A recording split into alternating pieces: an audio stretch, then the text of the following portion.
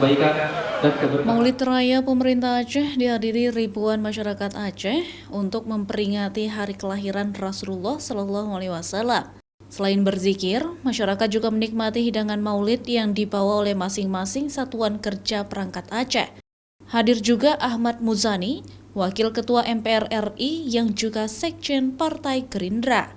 Wali Nanggro Aceh menyebut Maulid Raya ini merupakan inisiasi dari pemerintah Aceh dan menjadi role model untuk peringatan selanjutnya.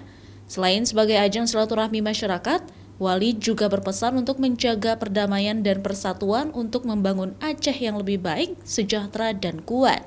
Ini luar biasa, berjalan dengan bagus dan tamu-tamu juga adanya datang dari Jakarta, Pak Mulyani. Dan saya rasa hari ini memang sukses sekali. Dan ini jadi role model untuk setiap tahunnya. Yang kita harapkan begitu.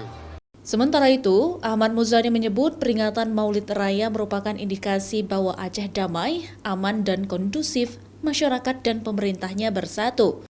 Aceh diharap juga semakin kuat fundamental ekonominya, aliran modal dari Jakarta dan luar negeri bisa mengalir ke Aceh.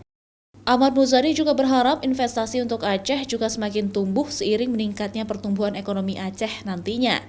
Ini adalah sebuah bentuk pernyataan bahwa Aceh aman, Aceh damai, Aceh kondusif, masyarakatnya bersatu, pemerintah daerahnya bersatu, dan diharapkan setelah ini arus modal dari Jakarta, dari luar negeri bisa membanjiri Aceh, karena sesungguhnya investasi ini sangat penting bagi pertumbuhan ekonomi. Maulid Raya pemerintah Aceh tahun ini juga turut menyantuni ratusan anak yatim.